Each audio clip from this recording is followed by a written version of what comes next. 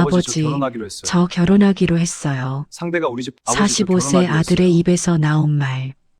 박재욱 판사는 기뻐했습니다. 하지만 다음 순간 상대가 우리 집 파출부예요. 62세이십니다. 70세 판사는 귀를 의심했습니다. 아들보다 17살이나 많은 여자. 그것도 파출부라니. 저 여자 저 여자 분명 아들 재산 분명 아들 노리는 재산 거야. 노리는 거야. 판사는 확신했습니다. 50억대 상속 재산. 독신으로 살아온 아들. 갑자기 나타난 나이 많은 파출부. 모든 게 의심스러웠습니다. 그래서 판사는 결심합니다. 직접 확인하기로 치매에 걸린 노인으로 연기가 변장했습니다. 일주일간 파출부를 지켜보기로 한 것입니다. 그녀는 치매 노인에게도 친절했습니다. 자신의 점심까지 나눠줬습니다. 연기가 대단하군. 판사는 냉소했습니다. 넷째 날, 그녀의 가방에서 약통이 쏟아졌습니다. 항암제, 진통제, 면역억제제, 30여 개가 넘는 약병들. 판사는 얼어붙었습니다. 이게 다 뭔가요? 그녀는 당황하며 급히 주워 담았습니다. 낡은 반지하 미안해, 집. 엄마가 그녀는 돈을 더 벌어야 30년 하는데. 전 사진을 보며 울고 있었습니다. 병원 침대에 누운 어린아이. 미안해. 엄마가 돈을 더 벌어야 하는데. 판사는 그제야 깨달았습니다. 자신이 얼마나 큰 오해를 했는지. 30년간 난치병 아들을 돌본 어머니. 62세의 나이에도 파출부로 일하는 이유. 자신마저 말기암에 걸렸지만 포기할 수 없었던 모성애. 판사는 그녀 앞에 무릎을 꿇었습니다. 용서하시오. 지금부터 그 이야기를 들려드리겠습니다. 영상 시작 전 구독과 좋아요 부탁드려요. 어디서 듣고 계신지 댓글로 남겨주시면 한 분 한 분께 반갑게 인사드릴게요.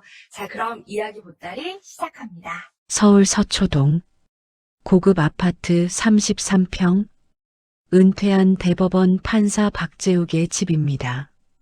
70세 평생을 법정에서 살았습니다. 공정하고 냉철한 판단으로 유명했죠. 하지만 오늘은 달랐습니다. 아들 박민수가 찾아왔습니다. 45세 대기업 부장입니다. 독신으로 살아왔습니다. 박재욱 판사는 항상 안타까워했습니다. 민수야, 언제 장가 갈 거니? 아들은 매번 웃으며 넘겼죠. 그런데 오늘 아들이 입을 열었습니다. 아버지, 저 결혼하기로 했어요. 박재욱은 깜짝 놀랐습니다. 기쁜 마음에 일어섰습니다. 정말이냐? 어떤 사람이냐? 하지만 다음 말에 다시 주저앉았습니다. 우리 집 파출부예요. 박재욱은 귀를 의심했습니다. 파출부? 3년 전부터 일주일에 3번씩 청소하러 오는 그 아줌마. 이름이 한수연이에요. 62세이십니다. 박재욱은 말문이 막혔습니다. 45세 아들이 62세 파출부와 결혼한다고요? 미쳤구나, 이 자식아. 박재욱은 소리를 질렀습니다. 평생 차분하게 살아온 판사가 처음으로 목소리를 높였습니다. 아들보다 17살이나 많은 여자를, 그것도 파출부를. 민수는 침착하게 대답했습니다. 아버지, 수연 씨는 정말 좋은 분이에요. 좋은 사람? 내 재산 50억이 좋은 거겠지. 박재욱은 확신했습니다. 아들에게는 상속받을 재산이 50억 원 있었습니다. 부동산, 주식, 현금 포함해서요. 독신으로 평생 혼자 살다가 갑자기 결혼? 나이 많은 파출부와 뭔가 수상했습니다. 아버지가 잘못 보셨어요. 수연 씨는 그런 분 아니에요. 민수는 단호했습니다. 한 달만 시간을 주세요. 그동안 확인하세요. 박재욱은 아들을 똑바로 봤습니다. 눈빛이 진지했습니다. 좋다. 한 달 안에 내가 직접 확인하겠다. 그날 밤 박재욱은 잠을 이룰 수 없었습니다. 창밖을 보며 생각했습니다. 직접 확인해야 해. 하지만 어떻게? 판사 신분으로는 진실을 볼 수 없습니다. 사람들은 신분을 알면 다르게 행동하니까요. 새벽 5시 박재욱은 결심했습니다. 치매 노인으로 변장하자. 다음 날 아침 8시 박재욱은 거울을 봤습니다. 평소와 달리 헝클어진 머리, 구겨진 낡은 옷, 지팡이를 짚었습니다. 치매 환자처럼 보이기 위해서였습니다. 아들에게 전화를 걸었습니다. 민수야, 아버지가 요즘 건망증이 심해져서 말이다. 아버지, 괜찮으세요? 민수가 걱정하는 목소리로 물었습니다. 응, 병원 가봐야 할 것 같구나. 그런데 집에 혼자 있기가 불안하네. 그럼 수연 씨한테 부탁드릴까요? 매일 오시게요. 박재욱은 속으로 웃었습니다. 바로 그거야. 그래, 그게 좋겠구나. 오전 10시 초인종이 울렸습니다. 한수연이 왔습니다. 62세, 작은 키에 약간 구부정한 어깨, 회색 머리를 깔끔하게 묶었습니다. 낡았지만 정갈한 옷차림이었습니다. 판사님, 안녕하세요. 그녀가 공손하게 인사했습니다. 박재욱은 일부러 멍한 표정을 지었습니다. 누구시죠? 한수연이 당황한 표정을 지었습니다. 저예요, 수연이요. 3년째 청소하러 오잖아요. 아, 수연 씨? 미안해요. 요즘 머리가 잘 안 돌아가서. 박재욱은 지팡이에 몸을 기댔습니다. 한수연의 표정을 유심히 관찰했습니다. 한수연은 당황했지만 곧 따뜻하게 웃었습니다. 괜찮아요, 판사님. 천천히 하시면 돼요. 그녀는 청소 도구를 꺼냈습니다. 박재욱은 소파에 앉아 지켜봤습니다. 계산된 친절인지 진짜 친절인지 봐야 해. 그는 냉정하게 관찰했습니다. 한수연이 청소를 시작했습니다. 바닥을 닦고 창문을 닦고 먼지를 털었습니다. 가끔 허리를 펴며 힘들어하는 모습이 보였습니다. 62세의 나이에 육체 노동을 하는 게 쉽지 않았겠죠. 하지만 한 번도 불평하지 않았습니다. 박재욱은 메모했습니다. 점심시간이 됐습니다. 한수연이 가방에서 김밥을 꺼냈습니다. 박재욱은 일부러 물었습니다. 맛있겠네요. 한수연은 잠시 망설이다가 김밥을 반으로 나눴습니다. 판사님, 같이 드실래요? 박재욱은 속으로 냉소했습니다. 거짓말이군. 김밥이 딱 한 줄인데. 오후 2시쯤 청소가 끝났습니다. 한수연이 가방을 챙기는데 알람이 울렸습니다. 삑삑삑. 그녀는 급히 가방을 열었습니다. 약통이 보였습니다. 여러 개였습니다. 재빨리 약을 먹었습니다. 박재욱은 본척하지 않았습니다. 하지만 마음속으로 의문이 생겼습니다. 그날 밤 박재욱은 비서에게 전화했습니다. 한수연이라는 사람 조사해봐. 62세 파출부. 무엇을 조사할까요? 경제 상태, 가족 관계, 과거 이력. 전부 다. 알겠습니다, 판사님. 박재욱은 창밖을 봤습니다. 이틀 안에 결과가 나올 거야. 둘째 날 아침, 한수연이 정확히 10시에 왔습니다. 판사님, 잘 주무셨어요? 누구세요? 박재욱은 또다시 치매 연기를 했습니다. 한수연은 놀라지 않았습니다. 오히려 더 부드럽게 대했습니다. 수연이에요. 어제도 왔었어요. 오늘도 한수연은 성실하게 일했습니다. 하지만 기침을 자주 했습니다. 얼굴색도 좋지 않았습니다. 괜찮으세요?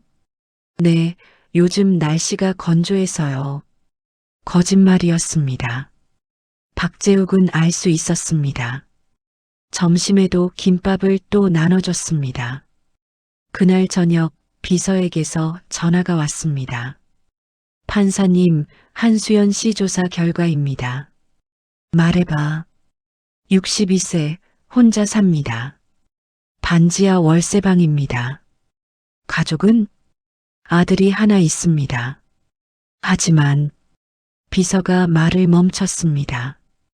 박재욱의 심장이 빨리 뛰었습니다. 하지만 뭔가 아들이 요양병원에 입원해 있습니다. 30년째요. 30년이라고?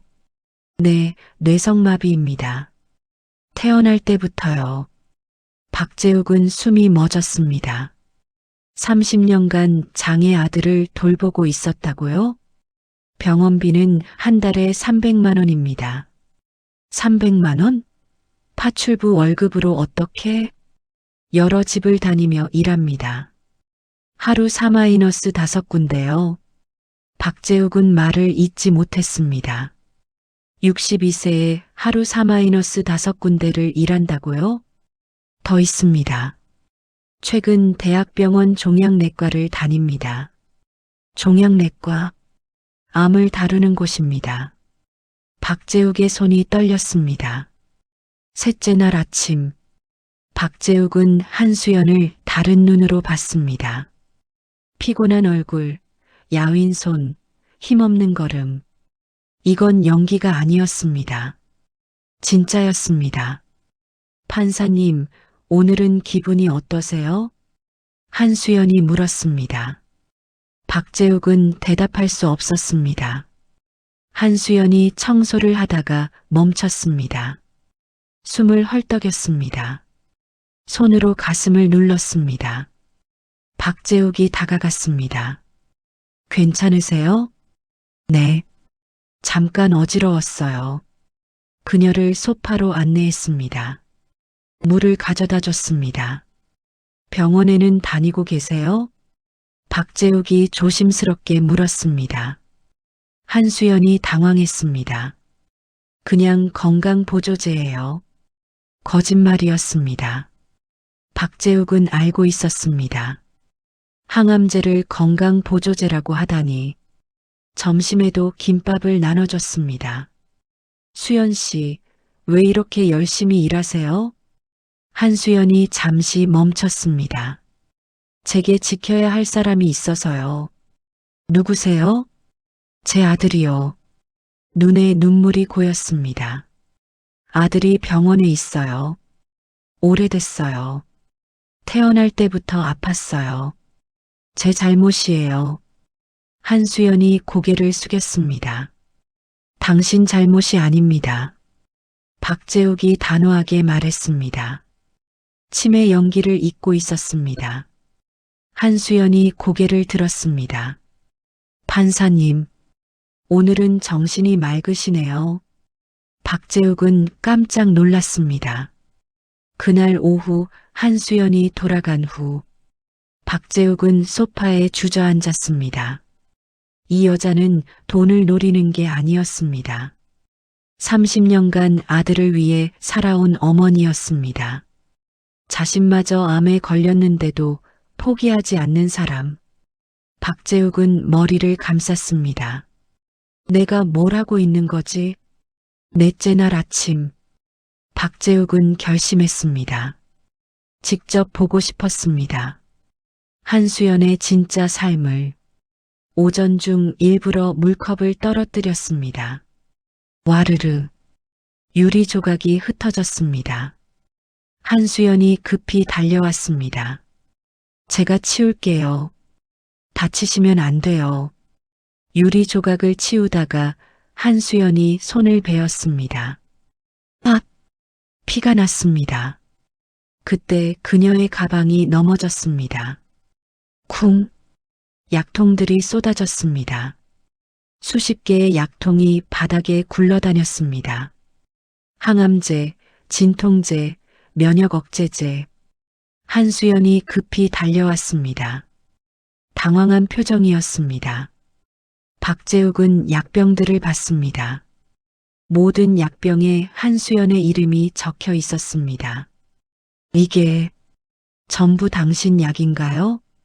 한수연은 대답하지 못했습니다.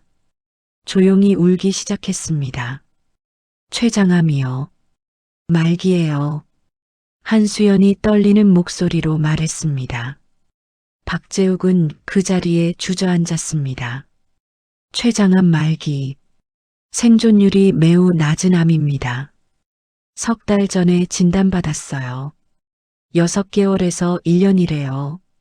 한수연이 쓸쓸하게 웃었습니다. 그런데 왜 일을 계속하세요? 아들 병원비 때문이에요. 한수연이 약통을 가방에 넣으며 말했습니다. 제가 죽으면 아들 돌볼 사람이 없어요. 돈을 모아두려고요. 제가 없어도 아들이 병원에 있을 수 있게. 박재욱은 눈물이 났습니다. 그날 오후 박재욱은 비서에게 전화했습니다. 한수연 아들이 있는 병원 주소 알려줘. 오후 3시 요양병원에 도착했습니다. 경기도 외곽의 작은 병원이었습니다. 한수연 씨 아들 방은 3층 302호입니다. 박재욱은 엘리베이터를 탔습니다. 302호 문을 열었습니다. 침대에 한 남자가 누워 있었습니다. 30대 중반쯤으로 보였습니다. 하지만 움직이지 못했습니다. 눈만 깜빡였습니다. 뇌성마비 환자였습니다. 침대 옆 탁자에 사진이 있었습니다. 젊은 한수연이 갓난아기를 안고 웃고 있었습니다. 30년 전 사진이었습니다. 그 아기가 지금 이 침대에 누워 있는 겁니다. 간호사가 들어왔습니다. 수연 씨요? 정말 대단한 분이에요. 30년 동안 한 번도 병원비 밀린 적 없어요. 한 달에 300만 원인데 어떻게 감당하시는지. 간호사가 고개를 저었습니다. 박재욱은 더 이상 듣지 못했습니다. 병실을 나왔습니다. 복도에서 벽에 기댔습니다. 눈물이 흘렀습니다. 70년을 살면서 이렇게 부끄러운 적이 없었습니다. 5째 날 저녁, 박재욱은 한수연의 집을 찾았습니다. 반지하 월세방이었습니다. 작은 창문으로 들여다봤습니다. 한수연이 약을 먹고 있었습니다. 벽에는 아들 사진이 빼곡했습니다. 미안해, 준호야. 엄마가 돈을 더 벌어야 하는데. 한수연은 책상 서랍을 열었습니다. 통장을 꺼냈습니다. 2,300만 원. 평생 모은 돈이었습니다. 이걸로 얼마나 버틸까? 석 달, 넉 달. 계산기를 두드렸습니다. 제가 1년을 버티면 1억은 모아야 하는데. 박재욱은 더 이상 볼 수 없었습니다. 계단을 올라가며 눈물을 흘렸습니다. 이 여자는 자신의 죽음을 계산하고 있었습니다. 1년 안에 죽을 걸 알면서 그 시간 동안 아들을 위한 돈을 모으려 했습니다. 집으로 돌아오는 택시 안에서 생각했습니다. 집에 도착했습니다. 아들 민수가 기다리고 있었습니다. 아버지, 어디 다녀오셨어요? 민수야, 너 수연 씨를 정말 사랑하니? 민수가 고개를 끄덕였습니다. 네, 진심으로 사랑해요. 수연 씨가 아프다는 것도 알고. 민수가 눈물을 흘렸습니다. 그래서 더 결혼하고 싶어요. 수연 씨는 평생 아들을 위해 살았어요. 남은 시간만이라도 행복하게 해주고 싶어요. 박재욱은 아들을 안아줬습니다. 처음으로요. 미안하다, 민수야. 아버지가 잘못 봤어. 여섯째 날 아침, 박재욱은 결심했습니다. 한수연에게 진실을 밝히기로요. 오전 10시 한수연이 왔습니다. 수연 씨, 앉으세요. 할 말이 있습니다. 한수연이 걱정스러운 표정으로 앉았습니다. 박재욱은 심호흡을 했습니다. 저는 치매가 없습니다. 한수연이 눈을 크게 떴습니다. 일주일 동안 연기했습니다. 당신을 시험하려고요. 제 아들이 당신과 결혼하겠다고 했습니다. 저는 당신이 재산을 노린다고 생각했어요. 한수연은 자리에서 일어났습니다. 가방을 들었습니다. 가겠습니다. 한수연의 목소리가 차가웠습니다. 박재욱이 무릎을 꿇었습니다. 70세 은퇴 판사가 바닥에 무릎을 꿇었습니다. 용서해 주세요. 제발. 한수연이 깜짝 놀랐습니다. 판사님, 일어나세요. 당신 병원에 다녀왔습니다. 준호를 봤어요. 한수연의 얼굴이 굳었습니다.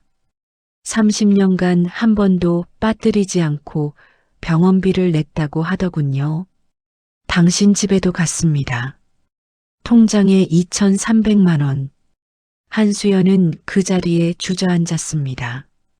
제 집까지 가셨어요? 저는 당신이 대단한 사람이라는 걸 이제야 알았습니다. 박재욱도 울고 있었습니다. 대단하긴요. 저는 형편없는 엄마예요. 아닙니다.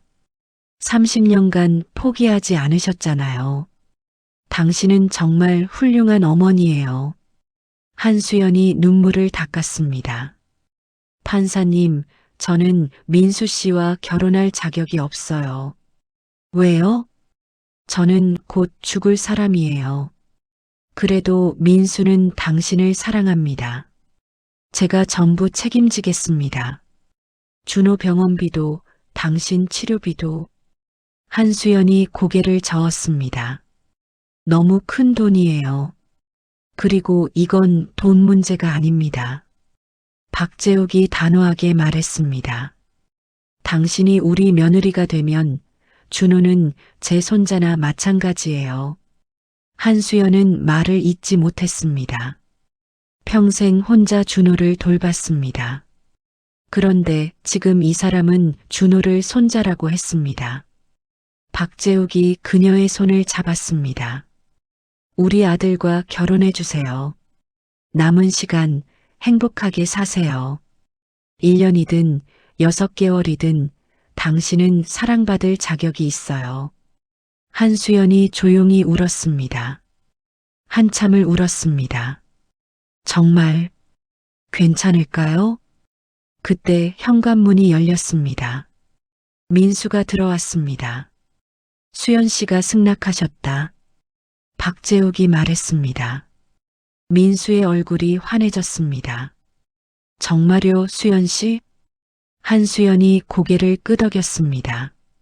민수가 한수연을 안아줬습니다. 그날 저녁 세 사람은 함께 저녁을 먹었습니다. 한수연이 만든 김밥이었습니다.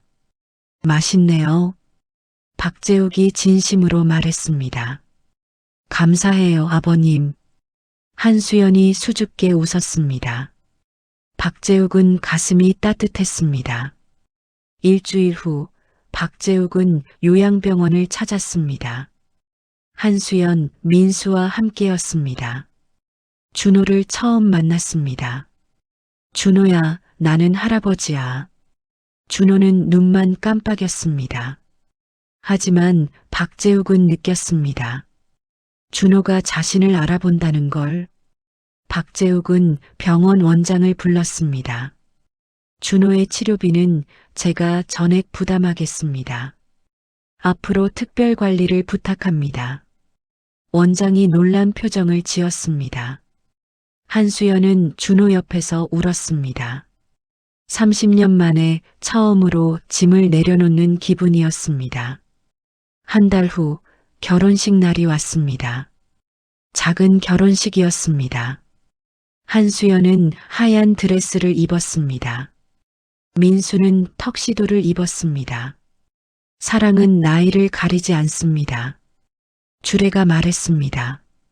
박재욱은 눈물을 흘렸습니다. 피로 연장해서 박재욱은 축사를 했습니다. 저는 이 결혼을 처음엔 반대했습니다. 하지만 제가 틀렸습니다. 한수연 씨를 알게 되면서 깨달았습니다. 진짜 부자는 돈이 많은 사람이 아니라 마음이 부유한 사람입니다. 박수가 터졌습니다. 석 달 후 한수연의 병세가 악화됐습니다. 병원에 입원했습니다. 췌장암이 전이되었습니다. 박재욱과 민수는 매일 병원에 갔습니다. 한수연은 병상에서도 웃었습니다. 행복해요. 정말 행복해요. 후회되는 거 없으세요? 없어요. 마지막 몇 달이 제 인생에서 가장 행복한 시간이었어요. 사랑받는 기분을 처음 알았어요. 민수가 아내의 손을 잡았습니다. 준호는 우리가 평생 돌볼 겁니다. 고마워요, 여보. 넉 달째 되는 날, 한수연이 조용히 세상을 떠났습니다. 민수와 박재욱이 곁을 지키고 있었습니다. 마지막 순간까지 웃고 있었습니다. 감사해요. 모두. 그것이 마지막 말이었습니다. 박재욱은 그녀의 손을 놓지 않았습니다. 장례식에 많은 사람들이 왔습니다. 준호도 특별히 왔습니다. 휠체어를 타고요. 박재욱이 준호를 데리고 왔습니다. 준호를 엄마 영정 앞에 세웠습니다. 준호는 눈물을 흘렸습니다. 소리는 못 냈지만 눈물만 흘렀습니다. 장례가 끝난 후 박재욱은 준호를 새 병원으로 옮겼습니다. 더 좋은 시설의 병원이었습니다. 1인실의 창문으로 햇빛이 잘 들어왔습니다. 준호의 방에는 엄마 사진이 걸려 있었습니다. 엄마가 항상 여기 있을 거야. 박재욱이 준호의 손을 잡았습니다. 박재욱은 약속을 지켰습니다. 일주일에 3번씩 준호를 찾아갔습니다. 책을 읽어줬습니다. 음악을 들려줬습니다. 때로는 그냥 옆에 앉아 있었습니다. 준호는 눈으로 고마움을 표현했습니다. 민수도 매주 왔습니다. 1년이 지났습니다. 한수연 기일에 박재욱은 준호와 함께 엄마를 추모했습니다. 엄마가 얼마나 훌륭한 분이었는지 아니, 준호야? 준호가 눈을 깜빡였습니다. 엄마는 평생 너를 위해 살았어. 하지만 엄마는 후회하지 않았어. 준호의 눈에서 눈물이 흘렀습니다. 그래서 우리가 너를 돌볼 거야. 박재욱이 준호의 눈물을 닦아줬습니다.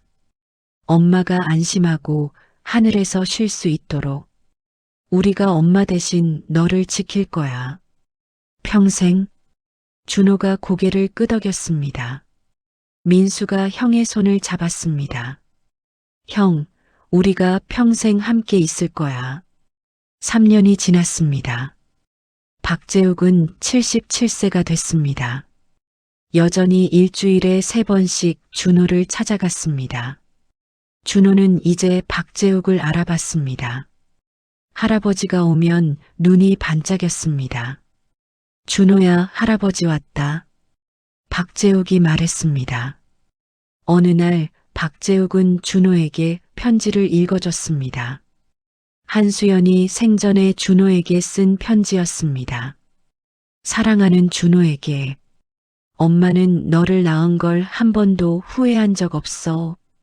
엄마는 너를 사랑해. 평생. 그리고 죽어서도. 준호와 박재욱은 함께 울었습니다.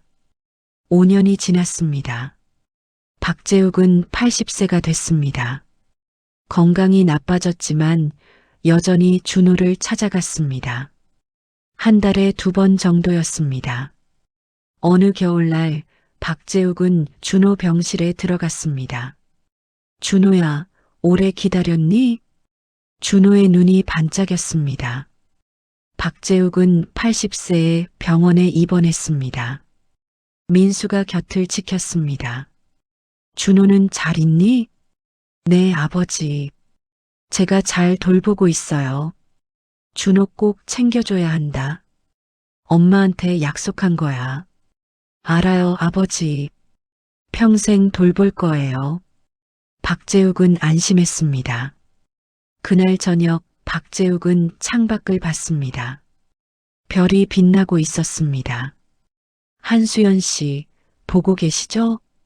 준호는 잘 있어요. 걱정 마세요. 그리고 고마워요. 제게 가르쳐줘서. 박재욱은 평화로운 표정이었습니다. 박재욱은 일기를 펼쳤습니다. 5년 전부터 쓰기 시작한 일기였습니다. 한수연을 만난 후부터요. 오늘도 준호 생각을 했다. 박재욱은 천천히 썼습니다. 한수연을 만나지 않았다면 나는 어떤 사람이었을까? 돈과 지위만 중요하게 생각하는 오만한 사람이었겠지. 하지만 지금은 다르다. 진짜 부자가 무엇인지 알게 됐다. 박재욱은 한수연 사진을 봤습니다. 결혼식 때 찍은 사진이었습니다. 고마워요, 며느리. 당신이 제게 가르쳐줬어요. 민수가 병실로 들어왔습니다. 아버지, 준호가 오늘 좋아 보였어요. 그래? 네, 제가 책 읽어주니까 눈으로 웃더라고요. 잘했다, 민수야. 계속 그렇게 해줘. 아버지 덕분에 저도 진짜 가족이 뭔지 알았어요. 박재욱은 아들을 봤습니다. 민수는 정말 좋은 사람이 되어 있었습니다. 한수연과의 결혼이 민수도 변화시킨 겁니다. 민수야, 너 정말 훌륭한 사람이야. 아버지야말로요. 아니야. 나는 한수연 씨한테 배웠어. 진짜 부자는 돈이 많은 사람이 아니야. 박재욱이 말했습니다. 마음이 부유한 사람이지. 한수연 씨는 돈은 없었지만 마음이 정말 부자였어. 30년간 아들을 포기하지 않은 그 마음. 민수가 고개를 끄덕였습니다. 아버지, 저도 준호를 평생 돌볼게요. 수연 씨와의 약속이니까요. 박재욱은 아들의 손을 잡았습니다. 고맙다, 민수야. 그래, 그게 진짜 부자로 사는 거야. 돈이 아니라 마음으로. 몇 달 후 박재욱은 퇴원했습니다. 다시 준호를 찾아갔습니다. 준호야, 할아버지 왔어. 준호의 눈이 반짝였습니다. 박재욱은 준호 옆에 앉았습니다. 내 엄마 이야기 해줄까? 준호가 눈을 깜빡였습니다. 내 엄마는 정말 대단한 사람이었어. 30년 동안 한 번도 너를 포기하지 않았어. 힘들었을 거야. 정말 힘들었을 거야. 하지만 엄마는 행복했대. 너 때문에. 준호의 눈에서 눈물이 흘렀습니다. 박재욱도 울었습니다. 그래서 우리가 너를 지키는 거야. 엄마가 그렇게 소중하게 지킨 내가 소중하니까. 우리도 너를 사랑해, 준호야. 준호가 고개를 끄덕였습니다. 민수가 병실 문을 열고 들어왔습니다. 준호야, 아빠 왔어. 세 사람은 함께 시간을 보냈습니다. 박재욱은 책을 읽어줬습니다. 민수는 준호의 손을 잡았습니다. 준호는 눈으로 웃었습니다. 창밖으로 햇빛이 들어왔습니다. 따뜻한 오후였습니다. 박재욱은 생각했습니다. 이게 행복이구나. 이게 진짜 부자로 사는 거구나. 박재욱은 마침내 깨달았습니다. 70년을 살면서 많은 것을 잃었습니다. 큰 지위, 많은 돈, 높은 명예. 하지만 진짜 중요한 걸 몰랐습니다. 한수연이 가르쳐 준 것입니다. 진짜 부자는 마음이 부유한 사람, 사랑하는 사람들과 함께 웃을 수 있는 사람, 작은 것에 감사할 줄 아는 사람, 타인의 아픔을 이해하는 사람. 박재욱은 이제 진짜 부자가 되었습니다. 돈이 아니라 마음으로요. 저녁이 됐습니다. 박재욱과 민수는 병원을 나왔습니다. 아버지, 오늘 준호 정말 좋아 보였어요. 그래. 사람은 사랑받으면 좋아지는 거야. 수연 씨가 알면 기뻐하실까요? 물론이지. 너무 고마워할 거야. 두 사람은 나란히 걸었습니다. 박재욱은 하늘을 봤습니다. 별이 떠오르기 시작했습니다. 한수연 씨, 오늘도 잘 돌봤어요. 박재욱이 조용히 말했습니다. 걱정 마세요. 우리가 준호를 평생 지킬 거예요. 그리고 고마워요. 제 인생을 바꿔줘서. 박재욱은 82세가 됐습니다. 여전히 준호를 찾아갔습니다. 덜 자주 갔지만 꾸준히 갔습니다. 한 번도 포기하지 않았습니다. 한수연과의 약속이니까요. 그리고 그게 진짜 부자로 사는 길이니까요. 박재욱은 마침내 진짜 행복을 알았습니다. 한수연은 30년간 아들을 위해 살았습니다. 자신의 행복은 뒤로 한 채. 하지만 마지막 몇 달은 정말 행복했습니다. 사랑받는 기분을 알았으니까요. 여러분도 누군가를 사랑하고 계신가요? 나이가 많다고, 상황이 어렵다고 포기하지 마세요. 오늘 이야기 어떠셨나요? 오늘의 이야기가 당신의 마음에 따뜻한 위로가 되었다면 더 감동을 드릴 수 있는 좋은 사연으로 찾아뵐 수 있도록 구독과 좋아요로 응원해 주세요.